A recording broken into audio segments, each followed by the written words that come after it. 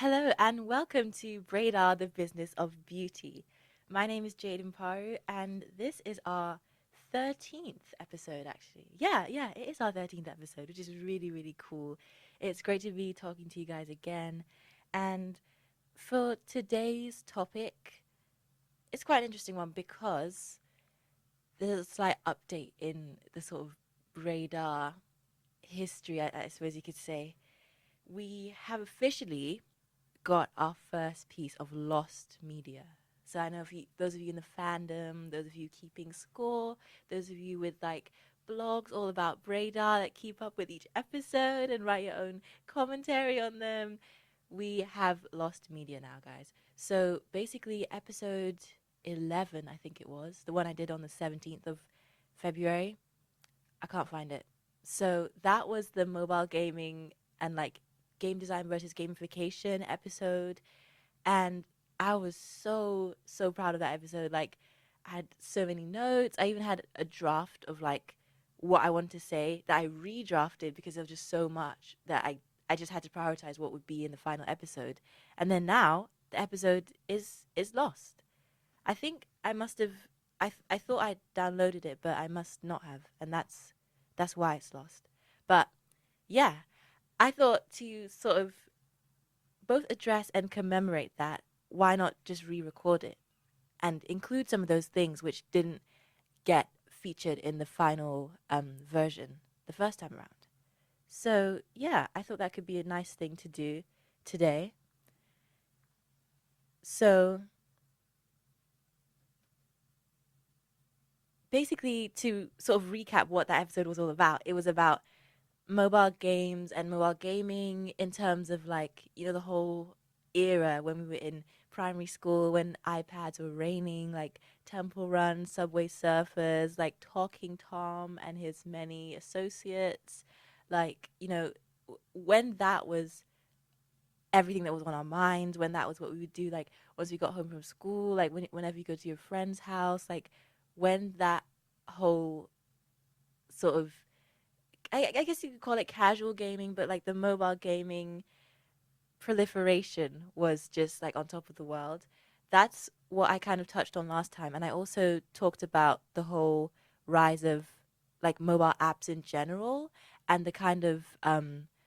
proliferation of like hardware and software that allowed for that to happen, and just um, trying to, I guess, retroactively piece together why, at that particular time, that particular way, things took off in the way they did. And then I also branched off into talking about um, the actual games themselves, like the mechanics within those games, and that how those were deliberately structured in some cases to engender almost like a compulsive use of those games and like interaction with those gaming platforms, and how that sort of differed from what we talked about in episode 3 of Braidar, when we talked about virtual worlds and avatars and different fashion brands going into like phygital beauty with like the metaverse and Roblox and stuff, how that sort of differs from the way that these games would try and engage with users and the kind of motivations behind that engagement. And yeah, then I ended off with talking about how, in light of all that, the way in which e-commerce brands approach gamification is so different from and so divorced from what all that research would sort of pose to be like game design, because it feels like gamification in terms of how like innovation arms of like a company, or even like a new sort of startup, how they kind of think of gamification seems a bit narrow in comparison to all the structures and frameworks and systems that you can kind of explore, and which are sort of part of the game design of these mobile games. So yeah, I just kind of touched on what that would look like if we were to apply like more more learnings from game design into um, e-commerce, rather than just like the startup view of gamification or the innovation view of gamification. So yeah, it's it's quite interesting to me because as well there's a lot in the world of behavioral science as well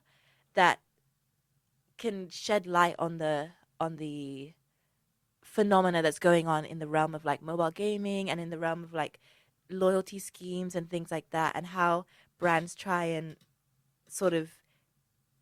create those mental shortcuts in the minds of their consumers, or games in the mind of the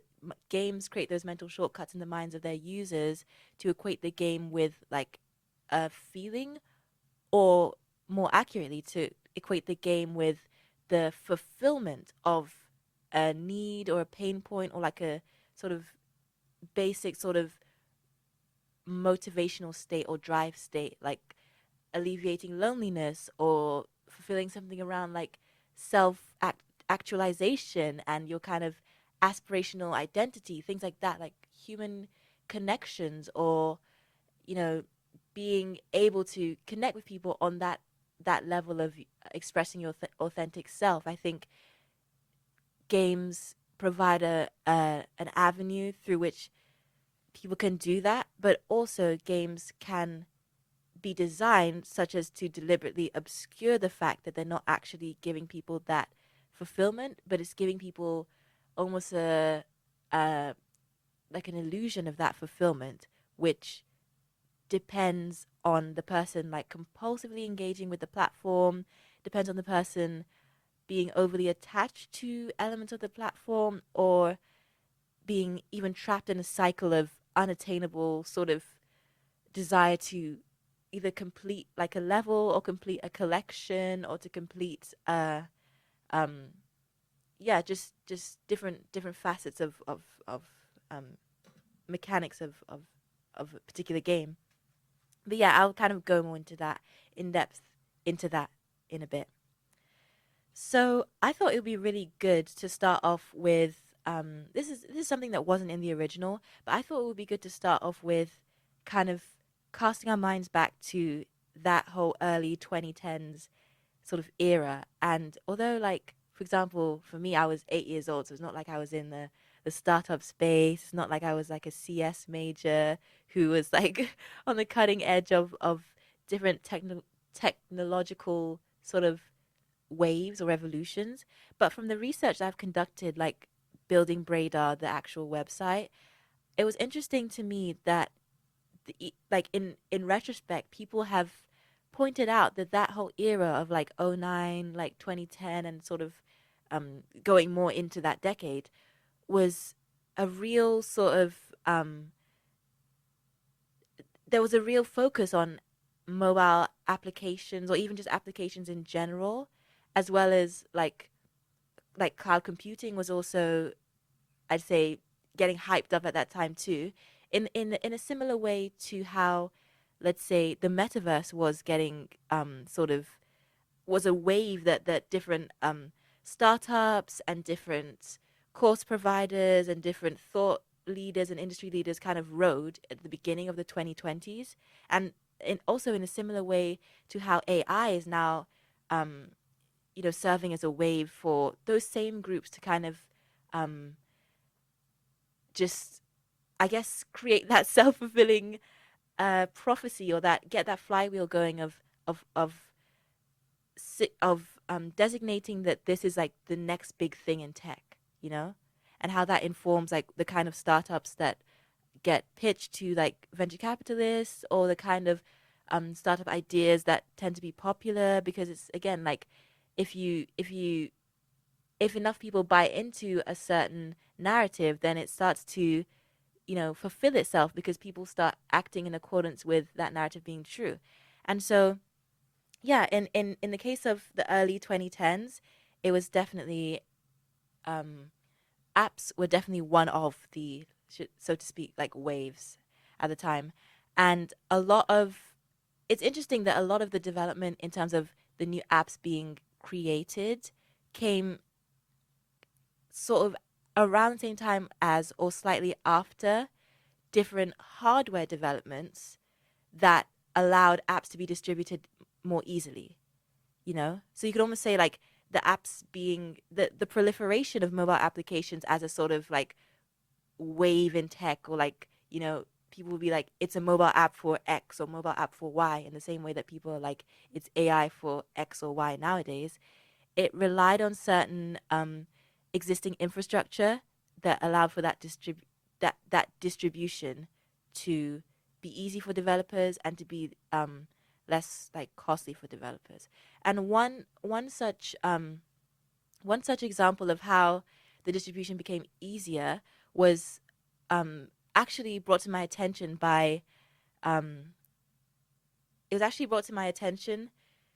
by a podcast on the A16Z website, and it's called that episode is called 2024 Big Ideas, Voice First Apps, AI Moats, Never Ending Games, and Anime Takes Off.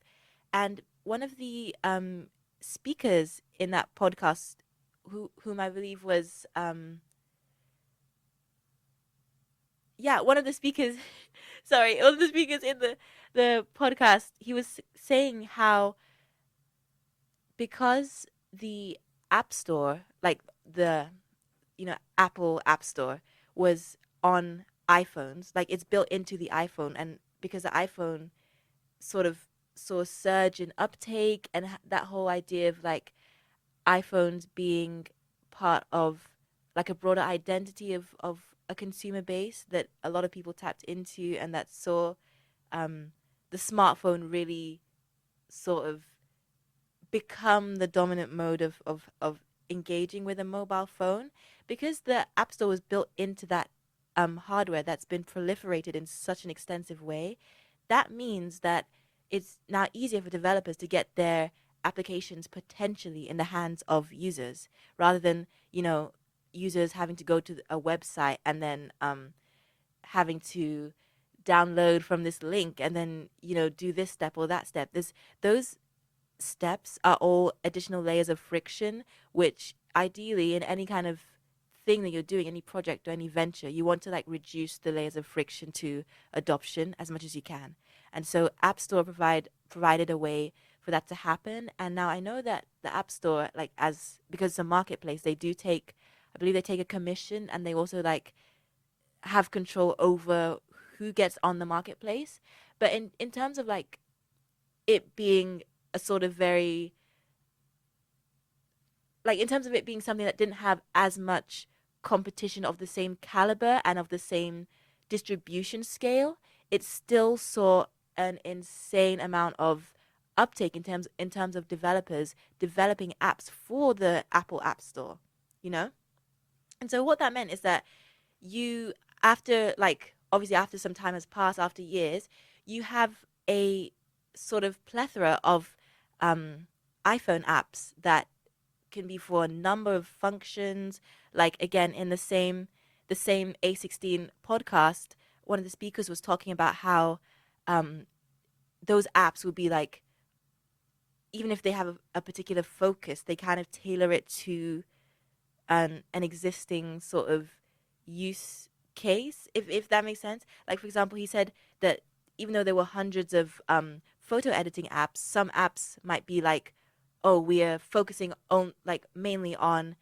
Instagram users, and we're going to give you an easy way to use those filters that make Instagram photos look so good. Like, if you guys remember the early days of Instagram, when there's just particular filters that used to be really popular, and which kind of matched onto the whole original use case of like Instagram being a photography sort of enthusiast platform, rather than like a social media type platform. So yeah, there'll be apps that kind of allow users to enhance their engagement with platforms that they're already on. And there might be some that, like, even if they aren't explicitly designed for that purpose. There was another article I was reading about this whole like early App Store era, this whole like Web 2 sort of era. And the person was saying how there was another particular photo editing app that it just happened to offer a particular range of tools that really mapped onto what people wanted to like how people wanted to enhance their photos for like MySpace or for Instagram. And so that app saw a huge uptick in downloads and in sort of active users in a short space of time. So much so that the developer themselves was actually surprised by that sort of spike in popularity. And I think it just goes to show that there's a sort of symbiotic, like, symbiotic and also like very fast pace, if that makes sense, or like multi directional relationship between applications and users in terms of like the whole feedback loop, in terms of like uh, the ways in which you can engage with the source of your application, or the ways in which you can actually shape the future, whether it's like updates versions of that application that you love. That whole process has now been condensed and sort of quickened in a very interesting way by the fact that you've got apps on an iPhone or on any kind of mobile smartphone. And I think to kind of unpack that a bit, um, you can kind of think of it as like the the kind of each app on an iPhone is like a widget almost. So in having in sort of breaking down different functionality areas like notes, for example, the notes app, or the iTunes, or having, like as I said, like photo editing app or your video editing app, or just different functions or jobs to be done. By breaking them down into widgets that are, again, like visually represented on your home screen, you're kind of providing consumers with the path of least resistance to getting that job done. Because as I said before, if you had it such that, like, on a laptop, or even a desktop, for to like focus on that era more, um, if you had it such that instead of a notes app on your phone that you access the page with one click, you had it such that you had to boot up the computer, you had to sign in, you had to click on, your the start page, and then click on the be it the Word application or like any kind of word processing software that your computer has, then you boot that up and then you start writing. With the phone, it's a really, really like, there's so much less friction, and it's like an optimized way of accessing that um, job to be done, or that functionality. And so, as I said, that also serves as a way to condense those activities and to condense how you engage with those activities in a centralized, really like shorthand kind of way of doing it. And again, like it just all the processes associated with doing that activity are also shortened, such that it's easy for that activity to become like second nature for you, especially because of the fact that because of the fact that with a mobile phone, as opposed to like a desktop or even a laptop, you can kind of engage with those jobs to be done in spaces and times where before you wouldn't have. So, for example, you know how people can scroll, like lie down in bed and scroll before they actually like fall asleep. They can take their phone anywhere and continue to use whatever app they want to use. Whereas with a desktop or even a laptop, there's more of a hard delineation between, okay, I'm like working on this, or I'm using the laptop for even if it's for games or leisure, and then like once I turn it off, I'm doing other things in other like facets of life. But then with a phone, you kind of blur that line of like not, you know, when you can engage with these things, to the point where it's easy to for it to become a compulsive sort of thing. Like, you know how people check um Instagram for, like, whenever you get the sort of notifications, or how people just kind of scroll through apps to have something to do. I think the fact that it's so mobile, and the fact that it's so um, the different functionality areas represented by the apps are so easy to access, it lends itself well to that kind of um, habit being built up. And as well, like in terms of the materiality of using an iPhone as an example, the app icons for apps that are maybe non-essential, like photo editing, for example, the fact that they are placed beside other app icons that represent more essential and more like represent more essential functions and functions more related to work, such as like the phone icon or the email icon. By representing them all on the screen, like side by side, you're kind of like weaving those apps into the fabric of an already established habitual pattern. And when I say habitual pattern, I mean like a pattern of, oh, I engage with my work through like checking my email in the morning, or I engage in my work through like calling clients. Like these are established routines and ways of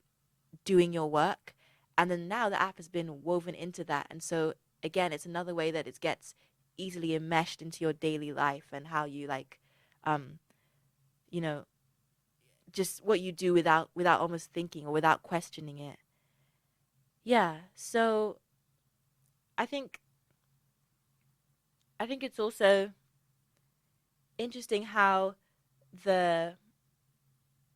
whole idea of what an app is for, or even like what a platform is for in that Web 2.0 era, it's interesting how it's often structured around circles. Now, so this example, I'm kind of like zooming one level out from like looking at the materiality of an iPhone and the App Store to the kind of social frameworks that are engaged with like in particular apps and like out with apps like in your actual real life. So kind of thinking about Facebook and thinking about how in the early days it was about connecting with people that you know in real life. That was like the focus, like the USP as compared to like MySpace where you can connect with like random strangers. Um, so there was an article on a website called, I think, Bunk History or Bunked History or something like that, and it was talking about how like the all your interactions on a platform like Facebook, right? Because it's structured around like social circles and you being connected with people um, that you already basically representing those existing social circles from real life onto like a platform. It was interesting how then when you kind of um, did things and got those like status updates of like,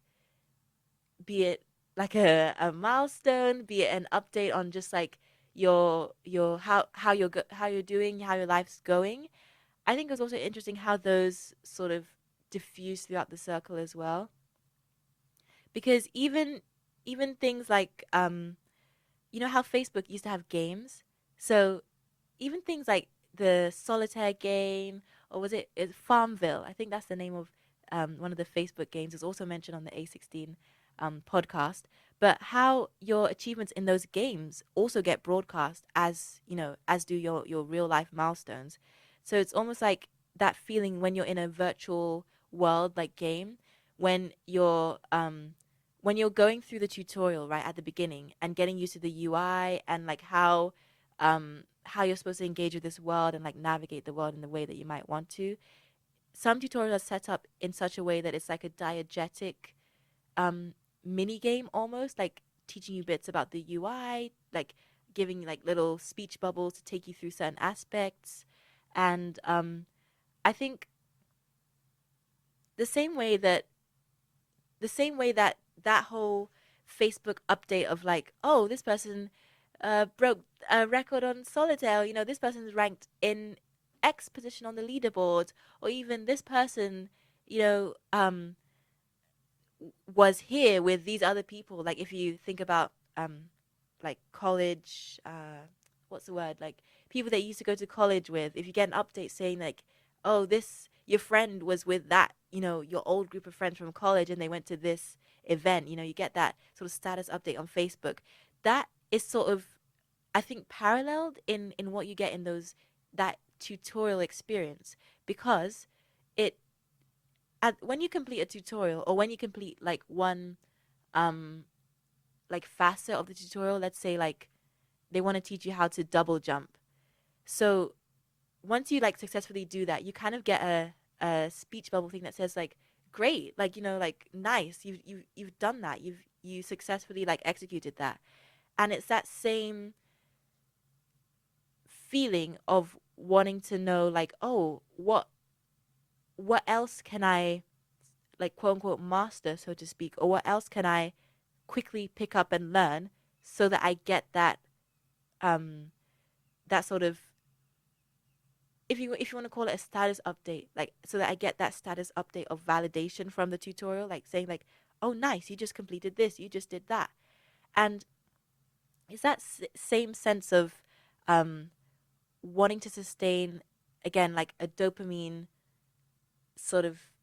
anticipation, that I think gets people hooked into, like, checking their social media to see what new sort of update will pop up and kind of present some novelty in like, I guess, in your daily life. But also in a tutorial, it's good for keeping people locked into the tutorial and, like, completing it, because people want to get that sense of, um validation, and also the sense of, um like a new sort of, like, what new notification will pop up in this tutorial that might, like, validate what I'm doing, that might show me that I'm progressing in my knowledge of the game. So that whole kind of thing. And it's also in the same way, like, leading into the actual mobile games, in the same way, that's also the same kind of feeling that some mobile games tap into when they kind of say, like, oh, come back tomorrow for this unlockable, or come back tomorrow to spin this wheel, or, nice, you logged in twice in this week, you get 50 coins. It's that same feeling of, oh, I want to repeat this action so that I can get this outcome again. you know it's that same feeling that such a game mechanic is playing on. Yeah. And I think it's interesting because the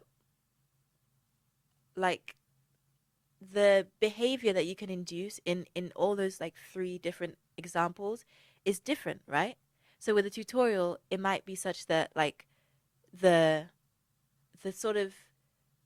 the reasoning in the consumer's mind might be like, oh, I'm interested in what what pop up will spin out of me doing this interaction or doing this sort of movement. Will it be like a badge that I get for completing the tutorial? Will it be like a kind of, um like a like some kind of button that sort of serves as a plaque, like commemorating me achieving this milestone in the game, like this goal being achieved in the game? And so the fact that you can, like, in some games, even, you can, those interactions and those, what's it called, those badges and those plaques that you get from completing goals, those also get shared within, like, the social circles of the game. It taps into that thing again of like, you want, it's a personal experience, and it's based on, like, your personal expression as you're moving through the game, but it's also a way of sharing that private experience with other people playing the game. So again, it's another way of, like, engendering a form of, like, I wouldn't say attachment, but a form of, um community, yes, and sort of a multi-directional, yeah, I'd say, relationship between, like, different players within the game. So it's not just like, oh, the game is kind of top down, like giving you rewards or giving you, um, achievement badges. No, it's something that gets recontextualized as a social sort of definer and a social marker within the actual game. Um, yeah. So that that is really interesting, and I think even looking into another, I was looking at some of the I think it's called the Crimson, or the Harvard Crimson, like the student newspaper of Harvard. I was looking at some of the articles from 2004, I think it was, and they were talking about, literally, like, in real time, the rise of Facebook, like the sort of version 1, very basic version. And I thought it was really cool how even the student that they interviewed at that time, like, this is like 48 hours after it was launched, and you know how it's now become a legend, how fast it sort of proliferated through the campus. But even the students interviewed, even at that 48-hour mark, were like, some were like, oh yeah, I've heard all about Facebook, but I don't want to, I don't want to go I don't want to almost like succumb to using it because I know that it's so addictive. Like my friends have spent 4 hours a day on it. Like, it's that sort of,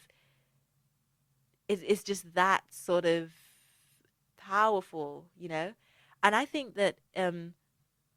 it's the same kind of mechanic that's even in the earliest version that's behind like why people found it so easy to spend so much time on it because it's personal circles and personal sort of life I guess details. Like in the early version it was just mainly like current sort of like your picture, your current like classes and stuff like that. But still, the fact that it's recontextualized within your social circles that gives it that element of like dynamism, that gives it that element of like, you want to check who's accepted your request. You want to check like the updates to your reconstruction of that social circle on the platform. And so yeah, it's just to me like so fascinating. Like even then, people could see how addictive that whole like to use a modern metaphor, like checking notifications once you wake up, checking if someone's replied, checking if someone's like added you or accepted your request. It's so interesting to see that was also the case then. So to kind of touch on like mobile gaming itself, I think t- there are different ways in which games, like just like with the reward badges and with the um, milestone sort of goals being completed, there are different mechanics that games use to try and retain users like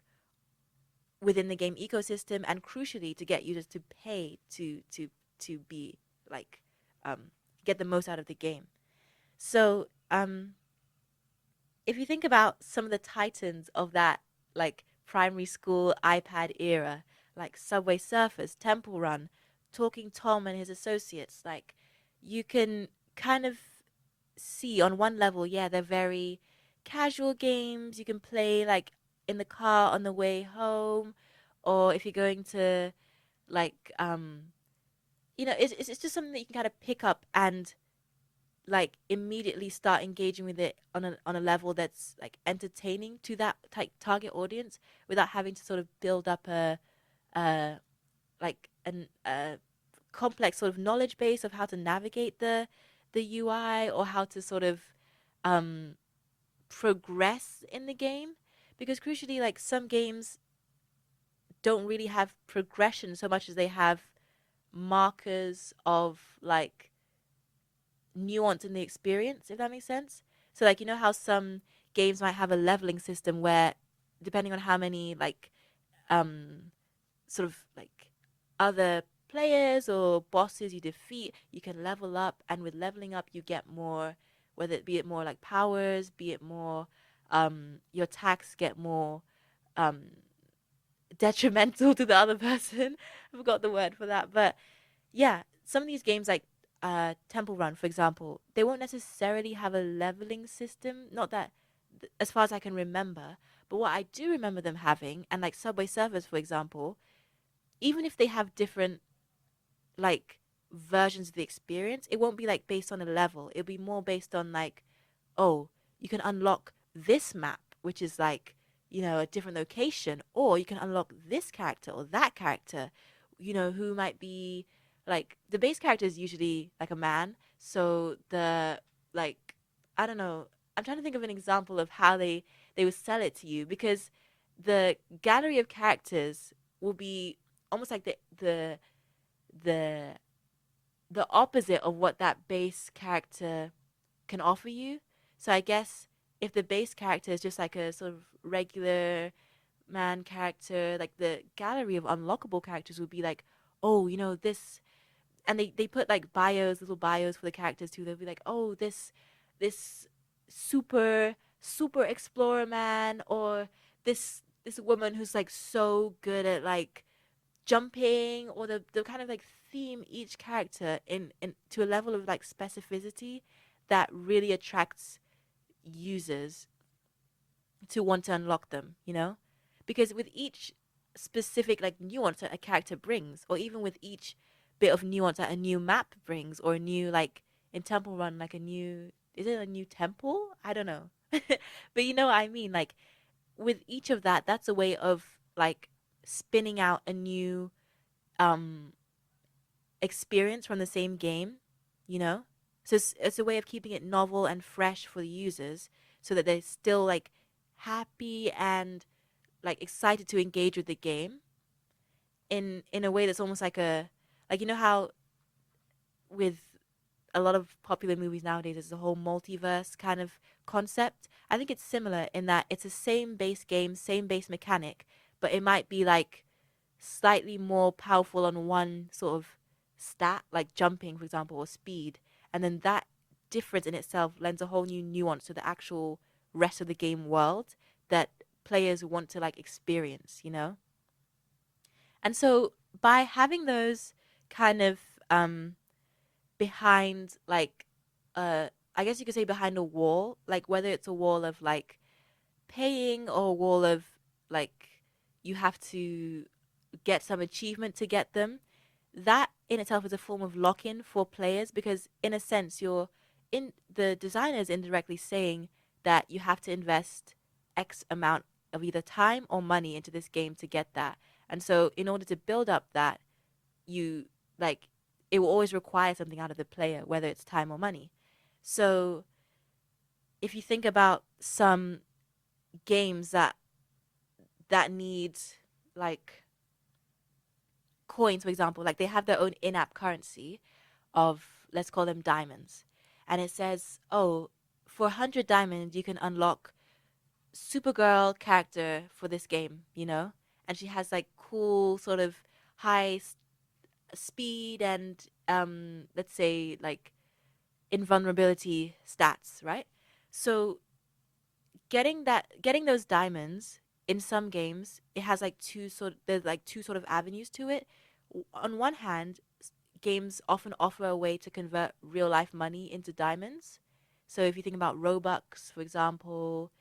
even though the dynamic on Roblox is slightly different because some games like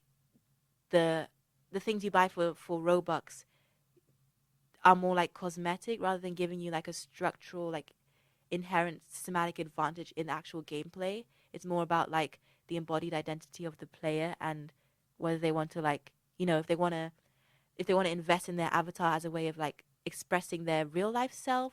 and expressing themselves in a way that they can in real life, or as a way of like fleshing out the avatar as someone separate from themselves, but in whom they're invested and in whom they want to like flesh out the person whose personality they want to flesh out essentially. But kind of flipping back onto the um mobile games, these casual mobile games, so you can pay for diamonds or you can kind of like play for diamonds. And structurally, most games make it such that it's way, way, way, way, way easier and faster to buy diamonds and to play for diamonds, you know? Because otherwise, everyone would just play for them and nobody would pay. And they want people to pay because they want to make money. So the way it often works actually is that once, and for players that are new to the game, it's easy to get, you know, diamonds. They might give you diamonds as part of like tutorial completion. Like, oh, congrats, you completed the tutorial. Here's 20 diamonds. Like, you know, to kind of get the user to form a sort of like implicit mental link between the game and ease of getting the currency, right? And so what happens is that the more they play the game, the harder the game will make it to get diamonds, or the fewer diamonds the game will give the person, such that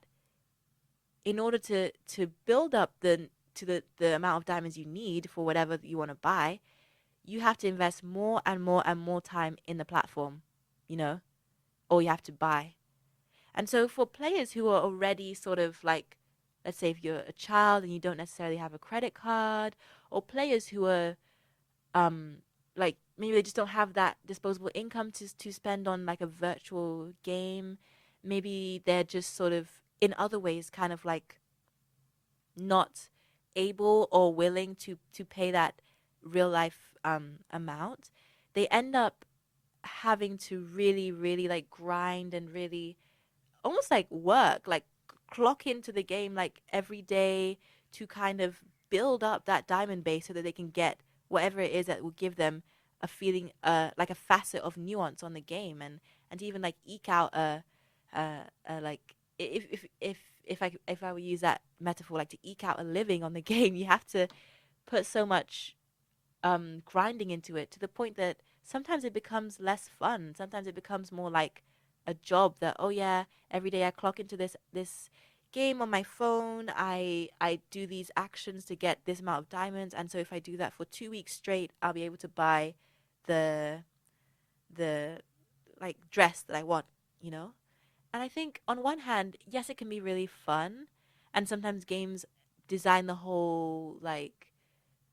mechanic of that like grinding to be fun and to be like almost diegetic. Like if you think about Animal Crossing, one of my favorite games, and that's actually the part I love most about it, like amassing wealth and then like paying off the mortgage. And it's not even necessarily that I like paying off the mortgage. I like the feeling of having the mortgage paid and then getting a new room and the whole like nuance and like interesting interactions that only come about if you get a new room, and to get a new room you have to pay the mortgage. So some games build it in like that and don't necessarily require you to pay, like at least with the version of Animal Crossing that I had on the DSi. I don't know about like the new age ones. But sometimes it becomes not fun.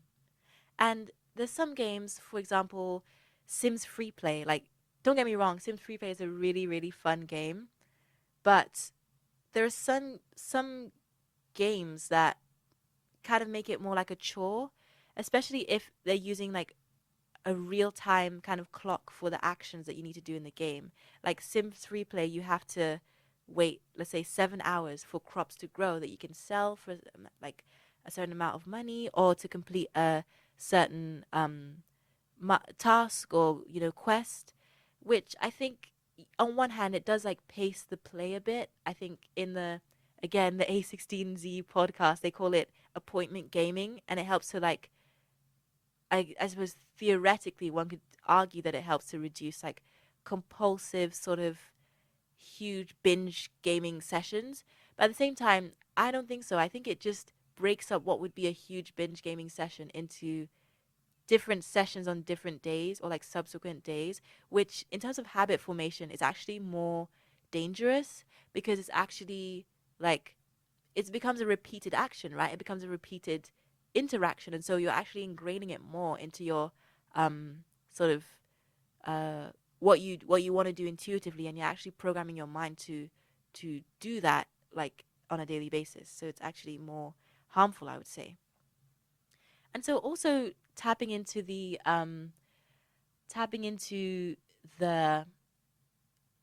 side of mobile games that really takes this idea to a whole nother level is the whole genre of gacha games. And basically, gacha games are sort of like, the whole loot box phenomenon, or the, spin the wheel to get this amount of diamonds per day. And then, like, obviously, the wheel always lands on like the low amount of the currency, and never the like, the never the sort of highlight, like, highest amount that you can ever get on the wheel. So those kind of mechanics, especially when they're built into like a daily drop, like, oh, log in daily, or come into the app daily so you can get your loot box for the day. It's by framing it as such, like, get your loot box for the day, as if to say you already own all these things, why not just tap into it? Or on the flip side, if you don't tap into it and you don't collect it, you're actually wasting something you already own, when in reality you don't actually own that thing, but they're just framing it as though you do. And for the spinning wheels, in them framing it as such, framing it like, oh, because I've written 2,000 diamonds on this wheel, it's possible for you to get 2,000 diamonds, and also by extension that it's likely for you to get 2,000 diamonds at some point, then you should keep on coming every single day so that you can get, like, that day that you get the 2,000 diamonds, when in reality it's not like impossible for games to make it such that nobody ever gets that amount, and it's just there as like a as a sort of I would say rather predatory device to engender like compulsive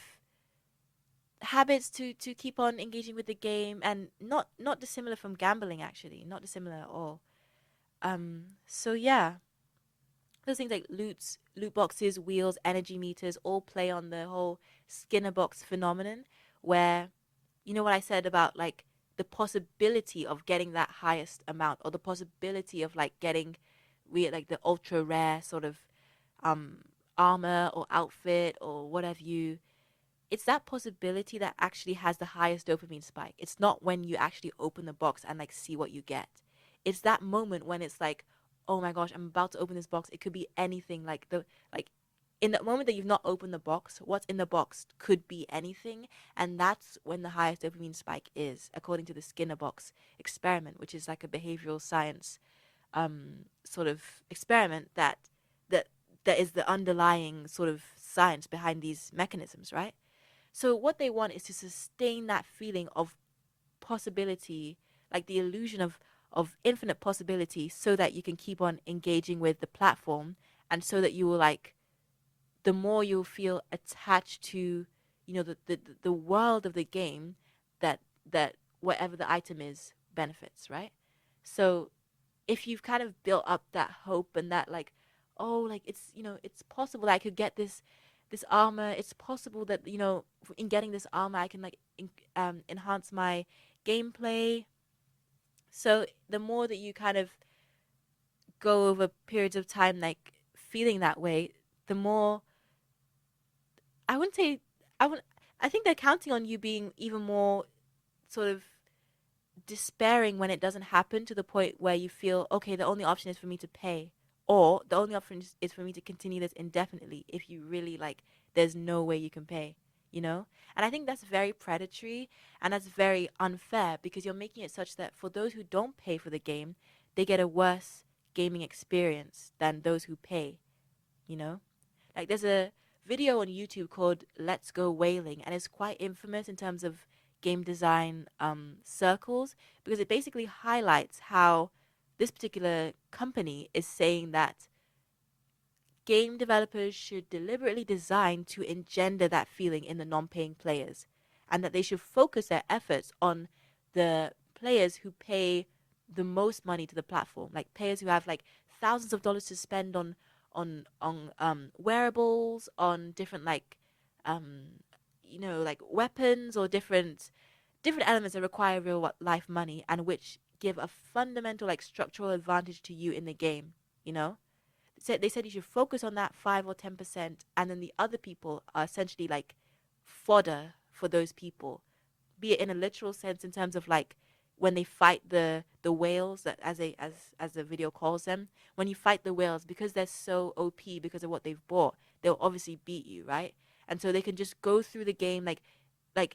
if they have a 1 hour gaming slot, right? They can go through the game defeating so many people, feeling that like elation of like, yeah, I'm on top of the world. I'm so powerful in this game. I'm so cool. It's so cool to use this like rare weapon. Like, oh, look at what I can do. Look at what it does for me.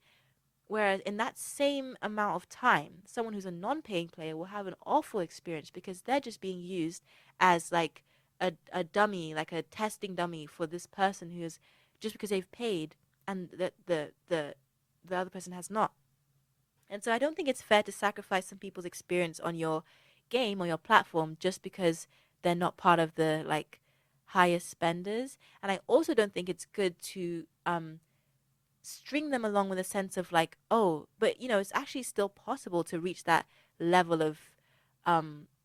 OP-ness, if I were to use that like term,